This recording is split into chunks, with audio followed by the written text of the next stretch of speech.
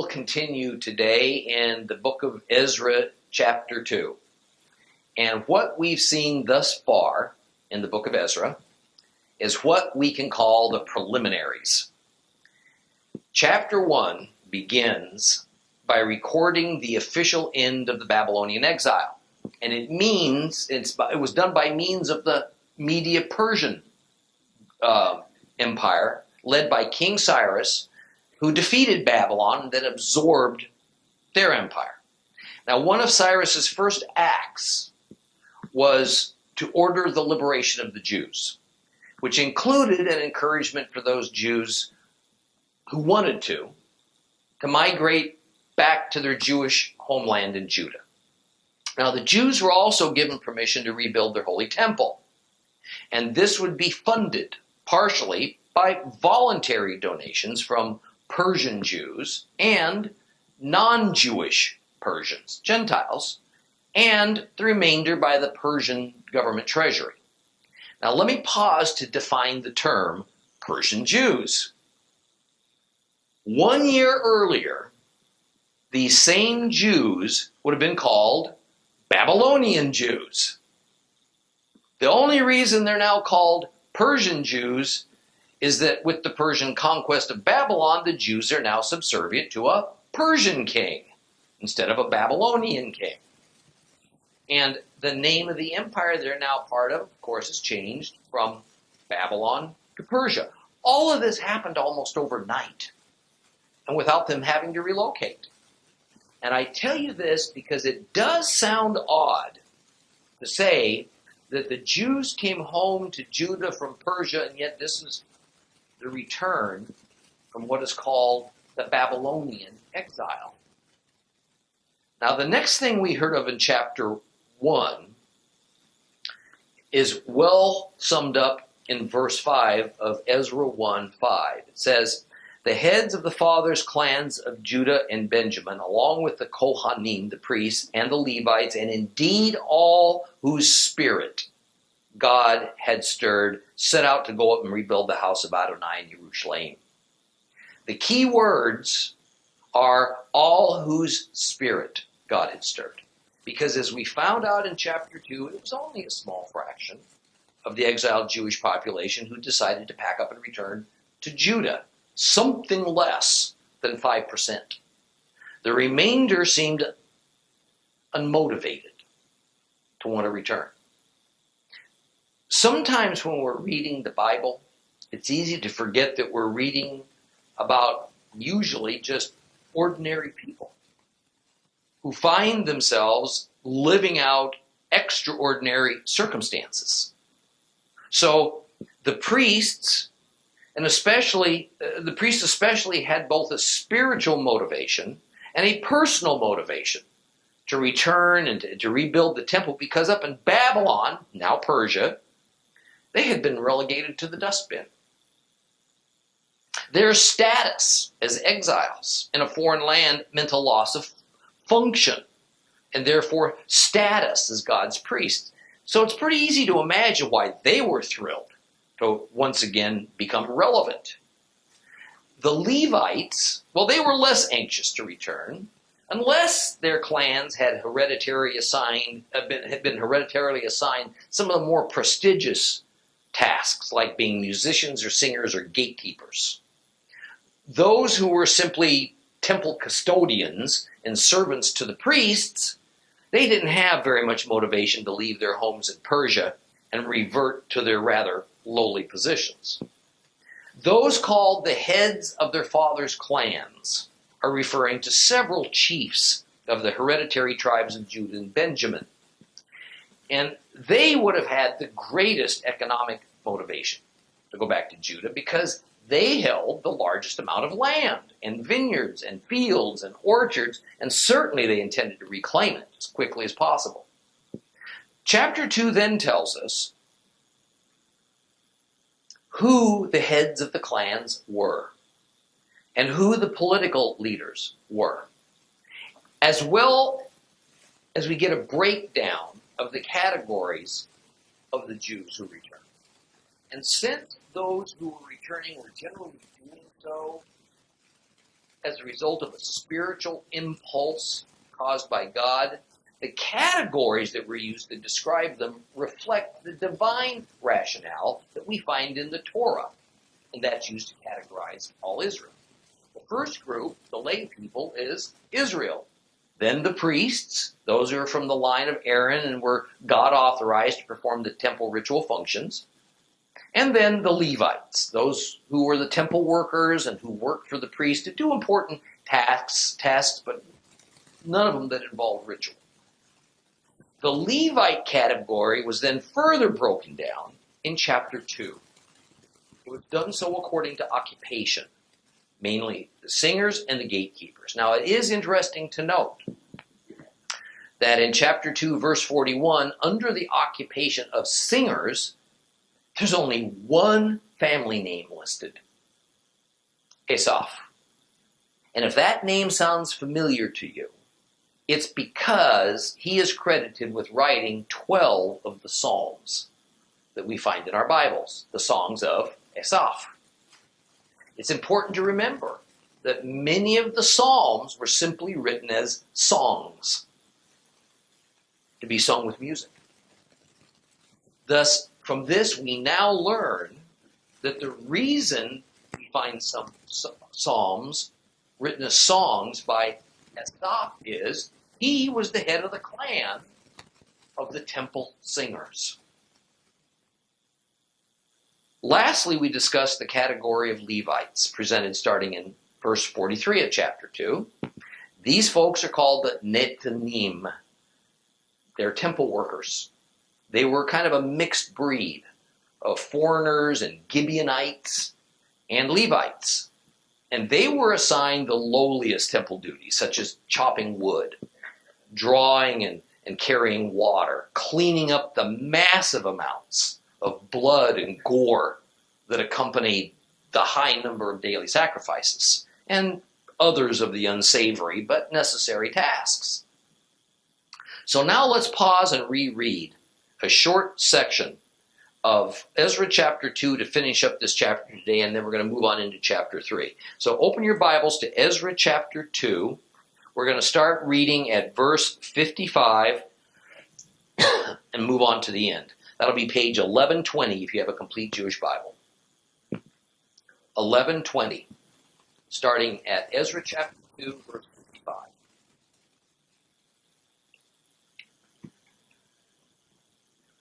The descendants of Shlomo, Solomon's servants, descendants of Sotai, descendants of Hasapharet, descendants of Prudah, descendants of Ya'alah, descendants of Darkon, descendants of Gidel, descendants of Shephatiah, descendants of Hatil, descendants of Pokoret, Hatzbaim, and descendants of Ami. And all the temple servants and the descendants of Shlomo's servants numbered 392. They went up from Tel Malach, Tel Harsha, Kruv, Adon, and Immer, but they could not state which of their father's clan they or their children belonged to. So it wasn't clear whether they were from Israel. Descendants of Delah, descendants of Toviah, descendants of Nakodah, and the descendants of the priests, descendants of Haviah, descendants of Hakots, and descendants of Barzillai, who took a wife from the daughters of Barzillai the Gileadite and was named after them. These tried to locate their genealogical records, but they weren't found. Therefore, they were considered defiled. They were not allowed to serve as Kohanim, as priests. The Tirshatah told them not to eat any of this especially holy food until a priest appeared who could consult the Urim and Tumim. The entire assembly numbered 42,360, not including their male and female slaves, of whom there were 7,337. They also had 200 male and female singers. Their horses numbered 736, their mules 245, camels 435, and donkeys 6,720. Now some of the heads of fathers' clans, when they came to the house of Adonai in Jerusalem, made voluntary offerings for rebuilding the house of God on its site. And according to the means they gave into the treasury for the work 61,000 gold darkomim, 5,000 manim of silver, and 100 tunics for the priests. So the priests, the Levites, some of the people, the singers, the gatekeepers, and the temple servants lived in their towns, and all Israel in their towns. First of all, notice that in verse 58, we're told that lumped together, the total number of temple workers, Nethanim, and of Solomon's servants totaled 392. Now, whether 392 is the correct number, that's pretty unlikely. But the important point is that by the Nethanim and Solomon's, that the Nethanim and Solomon's servants were considered equally lowly, and probably more or less serve the same functions. Let's put it that way. It's only that the descendants of Solomon's servants has to do with a time before the temple was first built, when King David seems to have appointed his own priests and workers to do cultic work. And when Solomon completed the temple, these workers continued on in their tasks, as did their descendants and their descendants, right on down to the time that Nebuchadnezzar destroyed that temple. These workers were not Levites. So whatever they did, it was so lowly that they were actually seen as lay servants to the Levites, who themselves were servants to the priests. Thus, apparently the priesthood didn't feel that they were breaking God's commandments that instructed that only members of the tribe of Levi could do work around the temple. Well, next in verse 59 is a list of common Jews, or at least those who claimed Jewish heritage, but there were no records or any kind of concrete proof to link them to an Israelite clan. So while they were allowed to migrate to Judah, since they had no proof of Jewish identity, they held a different status than the others. Now, although it doesn't specifically say so, they wouldn't have been entitled to claim any land or dwelling places their own. So their motivation for traveling back to Judah is unclear. Indeed, it may have been no more than a spiritually based impetus that neither they nor anyone else could understand or resist. Of all the reasons, though, to go back to Judah, I can't think of a better one. So then in verse 61, we find a listing of those claiming to be descendants of priests, and theoretically they should be able to serve as priests. However, like that previous list of lay people, they've been unable to prove their priestly family linkage. Thus, unless and until such proof could be provided, while they were allowed to accompany this first wave of Jewish returnees, they were not allowed to serve in function whatsoever as priests. Now, either both of these groups were unable to prove their ancestry because their records were destroyed, or maybe they were lost during their exile, or they were out and out fakers. But this was unknown to the returning Jews, just as it is to us. In fact, a fellow designated the Tirshitah barred those who claimed but couldn't prove their priestly status from eating what's called the especially holy food. In the Torah, in Leviticus chapters 2 and chapter 7, instructions are given that only priests could eat of certain sacrificial portions that were given at the altar. And even then, usually it had to be eaten inside the temple precinct. Those portions are designated as especially holy.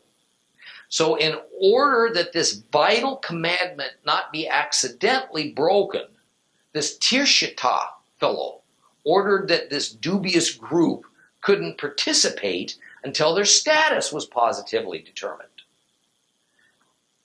And interestingly, he says that the means of this proof would have to come by the indication of the Urim and Thummim stones. But that couldn't occur until a high priest performed the Urim and Thummim ritual. And as a side note, if that instruction was scrupulously followed by the high priest, then it's highly unlikely that the Urim and Thummim were ever used to determine the status of these men who were currently in some kind of a limbo. And that was because of the lack of the presence of the Ark of the Covenant. And we're going to get into a very interesting discussion about Ezra's rebuilt temple and the Ark of the Covenant in a later lesson. Now, Tirshata is a Persian word. It's actually a title. And it approximately means governor. So this was a title held by a governor of a province or a district of the Persian Empire. Now, we can't be sure who this person is. However, he was probably a Jew, as this was how Cyrus usually operated. He preferred to assign a Tirshata who was of the same people over whom he would govern. So it's most likely that this governor was either Zerubbabel or his uncle Sheshbazzar. Well, finally in verse 64, we get the sum total of all who returned, of every category, even those with questionable Jewish ancestry. 42,360. Since this is not a round number, we're left to assume that this is the precise count.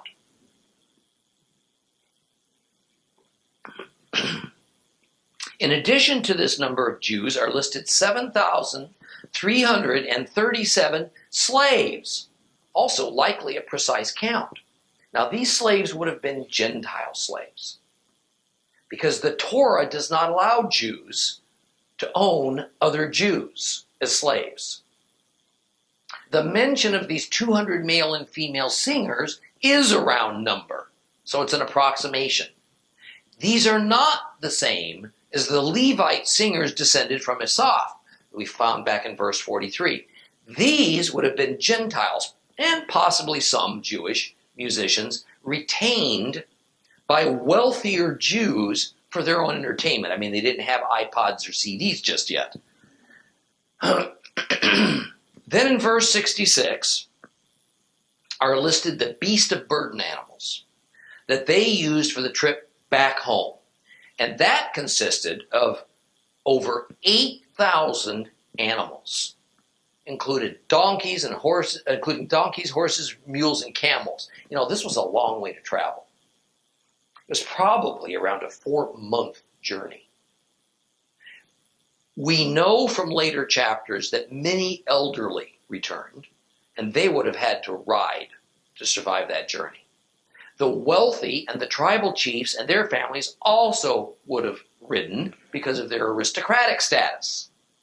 And to end the chapter, we're told that when they arrived back in Jerusalem, these heads of their fathers' clans made voluntary offerings to support this rebuilding project. These were wealthy men, and so they gave a sizable amount of gold and silver, but also apparently paid to have the specially prescribed tunics needed by the priesthood. Now, verse 70 makes it clear everyone didn't live in Jerusalem. Rather, they went back to the towns and villages they were from, no doubt, to take back their lands and their homes. Now, I say take back because as we progress through Ezra and then Nehemiah, we're going to see a nasty tension build between the returnees and the few Jews who managed to avoid the exile and remained in Judah, as well as some racially mixed Jews who had intermarried with Gentiles, and even some opportunistic foreigners who had moved in to the mostly emptied land of Judah. And of course, those three groups of people took over the exiles' former lands and fields and homes, and they were not at all sympathetic or amenable to giving them back to their original owners when they suddenly showed up after 50 to 70 years. It's not that Persian law and the Torah law weren't on the side of the returning Jews. It's that these returning Jews were about to take away the livelihoods and the homes of those who had moved in and lived there for at least 3 generations. Pretty dicey situation. These groups of people didn't see themselves as caretakers. They didn't see themselves as guarding over somebody else's property. They saw themselves as the new residents of the land. That's the situation. So let's move on into chapter 3 of Ezra. Ezra chapter 3 starts on page 1121 if you have a complete Jewish Bible.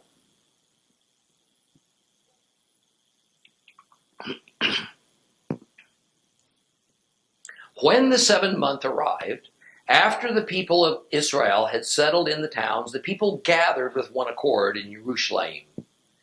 Then Yeshua, the son of Yotzadok, with his fellow priests, and Zerubbabel, the son of Shaltiel, with his kinsmen, organized rebuilding the altar of the God of Israel, so that they could offer burnt offerings on it, as it is written in the Torah of Moshe, the man of God. They set up the altar on its former basis. Despite feeling threatened by the peoples of the surrounding countries, they offered on it burnt offerings to Adonai, the morning and evening burnt offerings. They observed the festival of Sukkot, as written, offering daily the number of burnt offerings prescribed for each day, and afterwards the regular burnt offering, the offerings for Rosh Chodesh, and those for all the designated times set apart for Adonai, as well as those of everyone who volunteered a voluntary offering to Adonai. And from the first day of the 7th month, they began offering burnt offerings to Adonai, even though the foundation of Adonai's temple had not yet been laid. They also gave money for the stone workers and carpenters, as well as food, drink, and olive oil for the people of Sidon and Zor, for bringing cedar logs from the Lebanon to the sea and on to Yaffo, in accordance with the authorization granted by Koresh, king of Persia. In the 2nd year after their arrival at the house of God in Jerusalem, in the 2nd month, Zerubbabel, the son of Shaltiel, Yeshua, the son of Yosadok, the rest of their kinsmen, the priests and the Levites, and all who had come out of exile to Jerusalem began the project. They appointed the Levites aged 20 and up to direct work in the house of Adonai. Yeshua and his sons and his brothers, Kadmiel and his sons, and Yehuda's sons together directed the workers in the house of God. Also the sons of Henadad, with their sons and their kinsmen, the Levites. When the builders laid the foundation of the temple of Adonai, the Kohanim in their robes with trumpets, the Levites, the sons of Asaph, with cymbals, took their places to praise Adonai, as David, king of Israel, had instructed. They sang antiphonally, praising and giving thanks to Adonai, for he is good, for his grace continues forever towards Israel. All the people raised a great shout of praise to Adonai, because the foundation of the house of Adonai had been laid. But many of the Kohanim, the Levites, and the heads of the fathers' clans, the old men who had seen the first house standing on its foundation, they wept out loud when they saw this house, while others shouted out loud for joy, so that the people couldn't distinguish the noise of the joyful shouting from the noise of the people weeping. For the people were shouting so loudly that the noise could be heard at a great distance.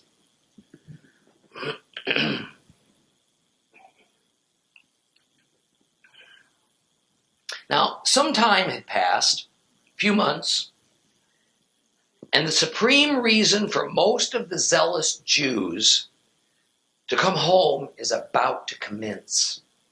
The temple had not yet been rebuilt, but the altar had been sufficiently repaired to be operable for sacrificing. When verse 1 says, the 7th month arrived, It means the 7th month of the current religious calendar year. Not that it's been 7 months since they arrived back in Jerusalem. The 7th month is the month of Tishri, the September-October time frame. And once again we see that the editor of this book refers to the returning Jews as the people of Israel, and that they gathered together in Jerusalem. Now, as we discussed last week, this notion that the returning Babylonian exiles represent all Israel, all 12 tribes, is but a pleasant fiction that the Jews adopted. But it quickly turned from an expression to a tradition to finally an incontrovertible fact, despite an entirely different historical and scriptural reality. Today, most of the Jewish community still sees themselves as representative of all Israel. And it has severely muddied the waters as the legendary 10 lost tribes of Israel have reappeared. And many want to migrate to Israel from their locations throughout Asia. However, these 10 tribes, of course, recognize they're not Jews. They're not tribally associated with Judah or Benjamin. So they don't want to migrate to Israel as Jewish returnees, but rather as whom they are, Ephraim, Israel returnees. Well, after getting settled in, these Jewish returnees meet together to celebrate in Jerusalem. The Hebrew words used to describe the gathering in Jerusalem are Keish Echad, and the King James Version translated it most literally as one man. That is, they met together as one man. The complete Jewish Bible uses, however, a dynamic translation to try to give us a sense of what as one man means. And it says, instead, in one accord. And that's a good modern sense of the meaning of that phrase. It doesn't mean every last man and woman came, or that there was some divine and miraculous melding of bodies and minds among those who showed up. It means that those who gathered together were unified in purpose and in spirit. This fits very well with the thought process that appears later in the Bible, in the New Testament, when in Ephesians 2:15, we read that through his death on the cross, Christ has removed the middle wall of partition between Jew and Gentile and created what? One new man. And the idea here is not that Jews become Gentiles, or Gentiles become Jews, or that there is some miraculous melding of human flesh. Rather, it is that through faith in Messiah Jesus, who's a Jew, and Gentiles come together with them in spirit and in purpose. That's the point of it. And it carries with it exactly the same sense that we find here in Ezra 3. Then in verse 2, we see that the person named Yeshua, that was listed among the returnees in chapter 2, has assumed his hereditary role as the high priest, and along with the lesser priests and with Zerubbabel, their community leader, and perhaps the official Persian-appointed governor at this time, organized to begin the reconstruction, but not of the temple, only of the altar. This was so they could restart the all-important Levitical sacrificial system that was fundamental to proper Torah observance. This group of Jews fully understood that without sacrifice, Torah observance for the ultimate goal of harmony with God was not achievable. And this was because, without sacrifice, atonement and cleansing from their sins was impossible. The stench of unatoned for guilt had been polluting the Jewish exiles for between 50 and 70 years, and they were anxious to have this burden lifted. And yet, as good and proper and right-minded as this effort of the returning exiles was, it once again points to this serious ideological schism between the Jews who returned and those who elected to remain in the Persian Empire. It also tells us the foundations of Judaism had already been laid in Babylon and in Persia, and it gave most Jews a false sense of harmony with the Lord. The bulk of diaspora Jews, apparently around 95% of them, felt it reasonable to find ways around Torah observance, such as not being able to sacrifice, not having a priesthood to instruct and lead them, because if those Jews who had remained behind actually believed that they were living in a sinful condition up in Babylon and Persia, and they were walking around in a state of guilt and condemnation, all of them would have done what that group of 50,000 did. Return to Judah as quickly as possible and get those sacrificial fires burning again. The Lord did not give the Hebrews a series of options for atonement. There was but one God-prescribed means: bloody sacrifices of animals on the altar at the temple in Jerusalem. That's it. That these Jews of Babylon and Persia invented a different way, and they stuck with it, even when they no longer had barriers to returning to Judah and to Torah observance. This is a sad indictment of humankind's preference for our ways over God's ways.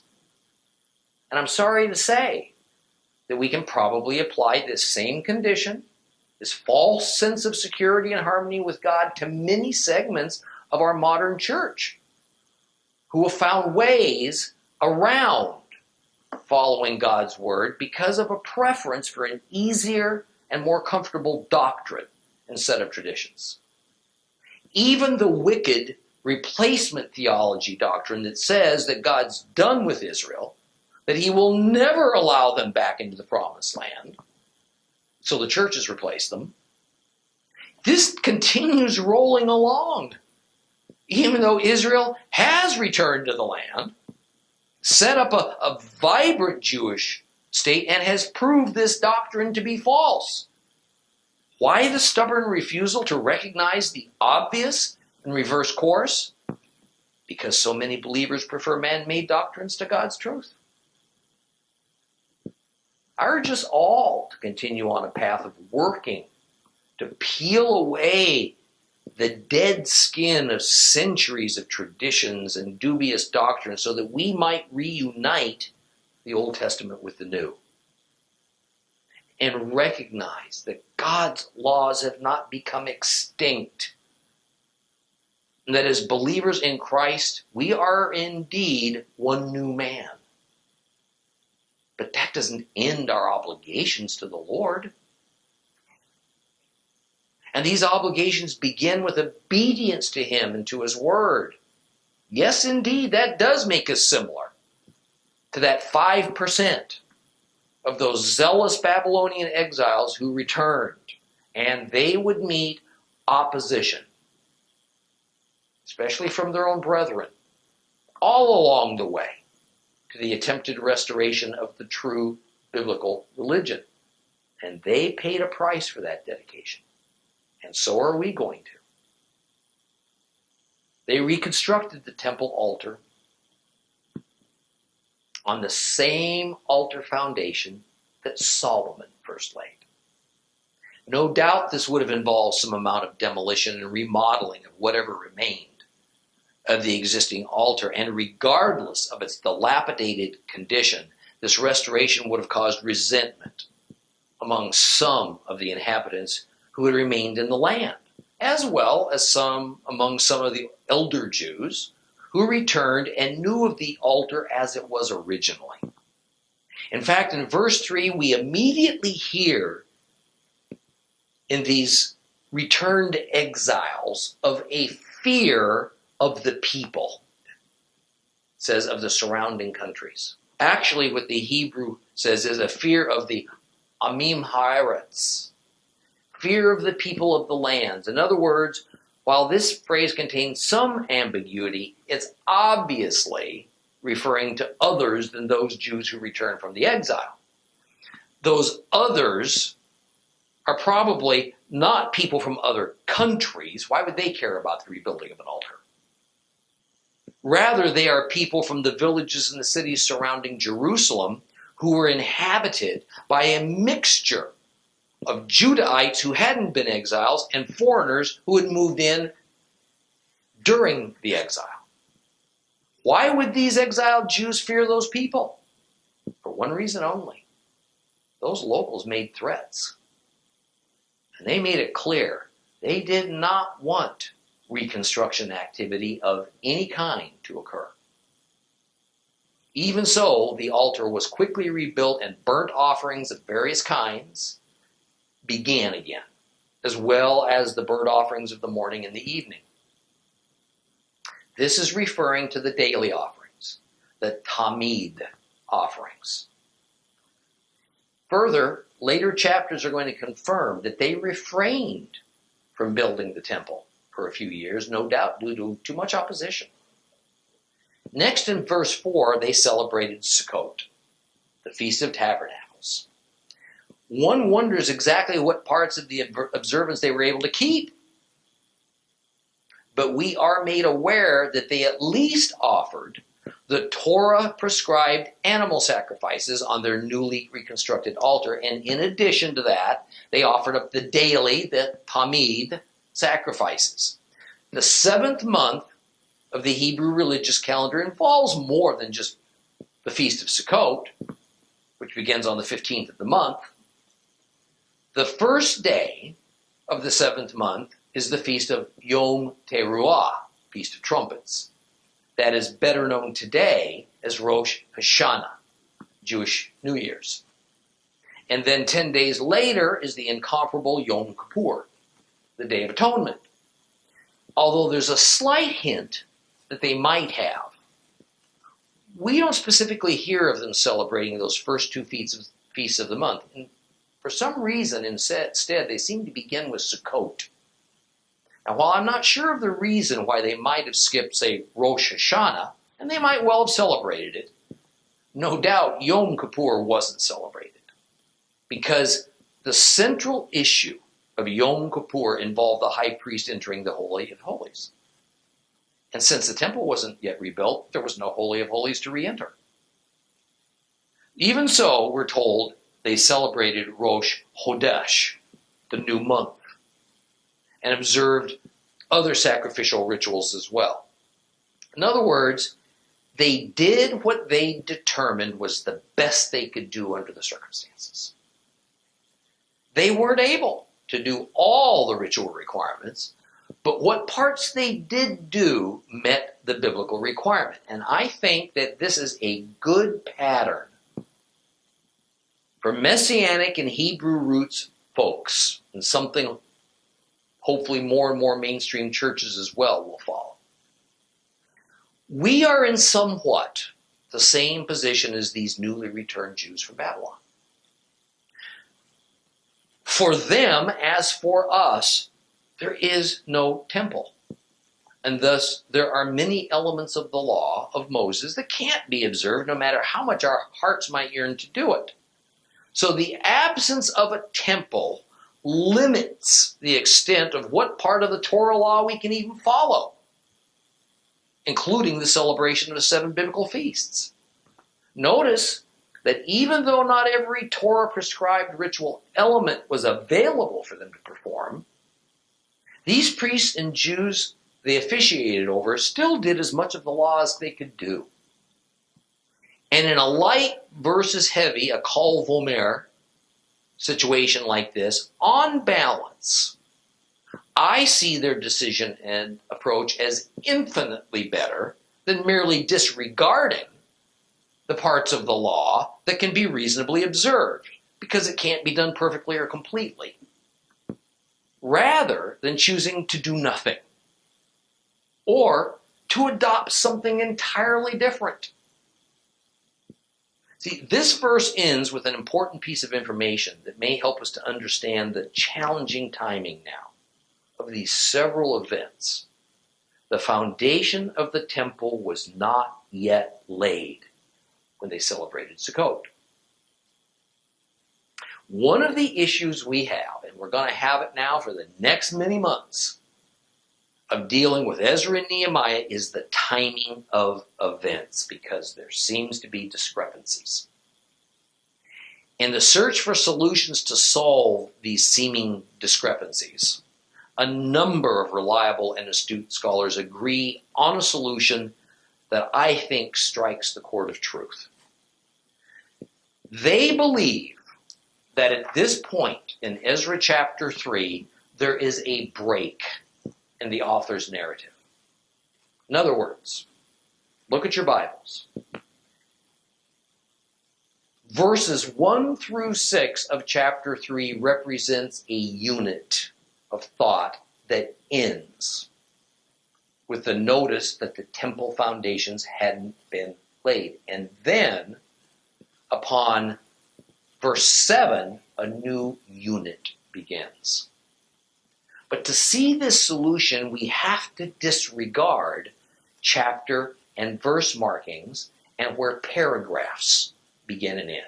Now, I want to explain this. We've discussed chapter and verse designations before. And the thing to remember is these are entirely artificial and arbitrary designations. Scholars first divided the Bible into chapters sometime during the 1200s AD. The original writings are not divided into chapters. And then in the 1500s AD, chapters were further divided into verses. So while these chapter and verse divisions don't change or harm the scriptural texts, at times they can give a modern reader the wrong impression. In the Western world, we've been taught to always understand that a chapter marks some kind of a change. There's no standard definition of where or why to create a chapter break. However, a change of characters or location or plot, or maybe a lapse in time, is among some of the rationale that authors use to insert chapter breaks. Paragraphs operate similarly. They denote a change of some sort, perhaps a more minor change than what a new chapter indicates. So when we see that verse 6 ends and chapter 7 begins, and that they're connected and they reside within the same paragraph, our natural assumption is that the same action and time and place is just continuing right on from verse 6 to verse 7. However, a change of characters or location or plot isn't necessarily what's happening here. And indeed, the modern editor, by arranging verses and paragraphs in this chapter, leaves this feeling that verses 6 and 7 are completely connected, and a little later on, there's a break. So here in Ezra chapter 3, more and more it appears that the paragraph break is in the wrong place. Rather than occurring after verse 7, it should occur after verse 6. And so verse 7 represents a change. And in this case, it represents a leap ahead in time and the beginning of a new situation. So what does all this mean for our understanding of this passage? It is that up to and during the Sukkot festival, We are told that the temple foundation wasn't yet laid. In fact, there was no building going on. Even more, this must have occurred in the second year of King Cyrus, perhaps a year after King Cyrus gave the order for the Jews to return. And so these Jews had only very recently arrived back in Jerusalem, and therefore they only had time to reconstruct the altar sufficiently to have proper sacrifice on it. Now, reconstructing the temple, that would take years of planning and work. But they were in a big rush to begin sacrificing and having festivals. And their goal then was to get that altar ready in time for Sukkot. This is good logical thinking, and it reflects their desire to begin doing the most important Torah observances first, which is sacrificing on the altar. Verse 7 then probably jumps ahead maybe 17 or 18 years to the time of the Persian king Darius. Now, I want to repeat that. There is probably a time jump between verses 6 and verse 7. See, after the death of King Cyrus, his son Cambyses ruled for only about 8 years, and then some strange impostor named Bardia ruled for a few weeks, and then King Darius was crowned. Now, verse 7 likely takes place early in the reign of King Darius, and verse 7 explains that the returning Jews paid to have building materials, logs and wood paneling, brought from the forests of Lebanon and delivered by boat to the seaport of Jaffa, or in Hebrew, Yaffo. From there, the lumber would be transported overland to Jerusalem. Now, here's the thing. You don't pay for and order building materials until you first created a design, because you don't know what you're going to need. Logs and paneling, they were fabulously expensive and luxurious at that time. The forests from which they were harvested were carefully guarded, and they were considered a treasure, a resource that was available only to royalty and to the wealthiest. And even though these Jews had some money from a number of sources, we'll find in the end they only managed to build a rather modest new temple to replace Solomon's opulent one, the one that's now laying in a heap. And it greatly disappointed many folks. So it's not like the Jewish builders had some unlimited budget. They did not have a king's treasury available to them to start buying up logs and paneling and just kind of stockpiling them in case they needed them. Bottom line, substantial time had to pass from the time they arrived back in Jerusalem to when they could organize to plan the new temple, then order the materials, and then to actually transport them all the way from the Lebanon down to Jerusalem. Years would pass.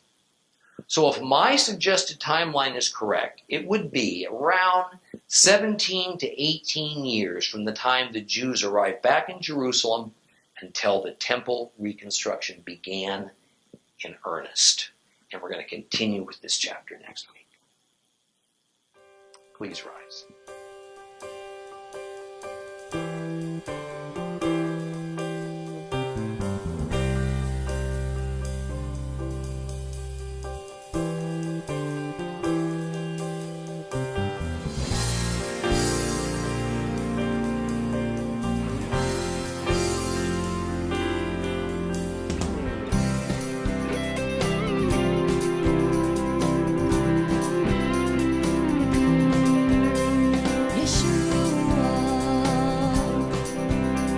Yeshua,